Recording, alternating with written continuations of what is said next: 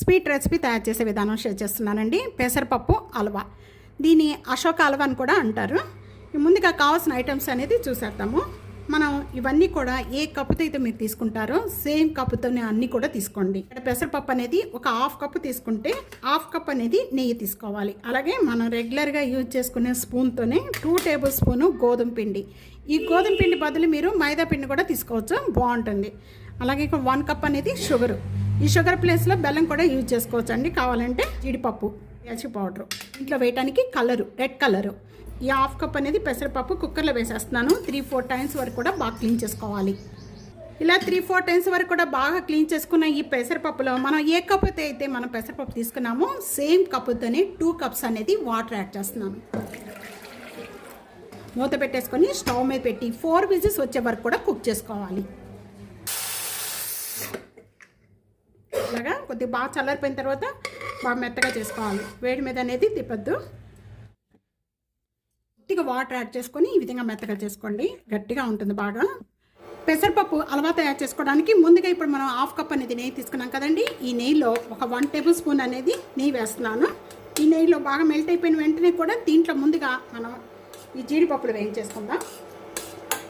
ఒకేసారి నెయ్యి వేసుకోవద్దు. వేగిపోయిన జీడిపప్పు అంతా కూడా ఒక బౌల్లోకి తీసేసుకుందాము. ఇక్కడ గోధుమ పిండి యాడ్ చేస్తున్నాను సేమ్ నెయ్యిలోనే, ఇంకా మళ్ళీ నెయ్యి యాడ్ చేసుకోవద్దు. గోధుమ పిండి వేగిపోయిన వెంటనే మంచి స్మెల్ వస్తుంది, అంతవరకు కూడా వేయించుకోవాలి లో ఫ్లేమ్లో పెట్టి.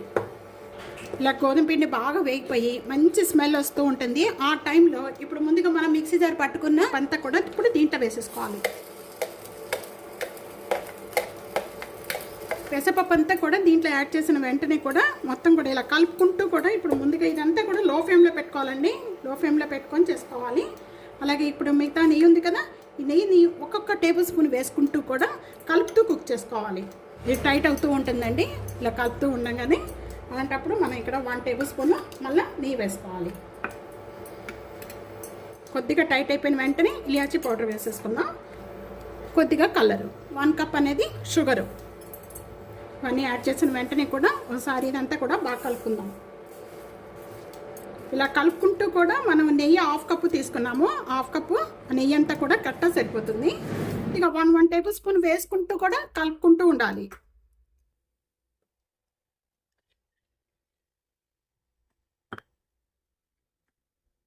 ఈ విధంగా వేసుకుంటూ ఇలా కలుపుకోవాలి. 1 టేబుల్ స్పూన్ నెయ్యి వేసానండి. ఈ నెయ్యి కూడా వేసేసుకోవాలి. చక్కగా కరెక్ట్గా తెలిసిపోతుంది మనకి. ఇలాగా హల్వా తయారు చేసుకునేటప్పుడు నెయ్యి అనేది ఇక్కడ మనకి ఎక్కువైంది అనుకోండి, ఇది కావాల్సినంత వరకు కూడా పట్టుకొని తర్వాత ఈ నెయ్యి అనేది సపరేట్ అయిపోతూ ఉంటుంది. కరెక్ట్గా హాఫ్ కప్పు వేసుకొని నేను ఇక్కడ 1 టేబుల్ స్పూన్ పడింది నాకు నెయ్యి. ముందుగా డ్రై ఫ్రూట్స్ వేయించుకున్నాము. ఈ డ్రై ఫ్రూట్స్ అనేది నేను ఇక్కడ హాఫ్ వేస్తున్నాను. హల్వా రెడీ అయిపోయింది. ఈ విధంగా ఉండాలి. చూస్తున్నారు కదా, ఈ విధంగా ఇలాగ టైట్ అయిపోయేంత వరకు కూడా చాలా టేస్ట్గా ఉంటుంది. తింటుంటే ఇంకా అలాగే తినేయాలనిపిస్తూ ఉంటుంది అనమాట. అంతా చాలా టేస్ట్గా ఉంటుందండి. తప్పకుండా ట్రై చేయండి. మీకు ఎలా వచ్చిందనేది నాకు కామెంట్స్లో తెలియజేయండి.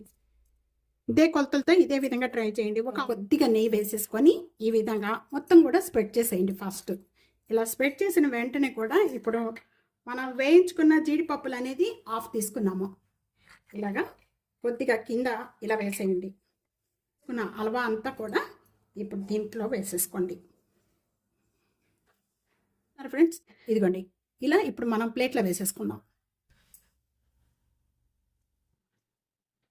రెసిపీ ఇదే విధంగా తప్పకుండా ట్రై చేయండి. ట్రై చేసి మీకు ఎలా ఉందనేది కామెంట్స్లో తెలియజేయండి. వీడియో నచ్చితే కనుక ఫ్యామిలీకి, ఫ్రెండ్స్కి వీడియో షేర్ చేయండి, లైక్ చేయండి, కామెంట్ చేయండి. సబ్స్క్రైబ్ చేసుకోవడం మర్చిపోద్దు friends. Thank you for watching. Next వీడియోలో మళ్ళీ మంచి మంచి వంటకాలతో కలుద్దాం. అంతవరకు సెలవు. బాయ్.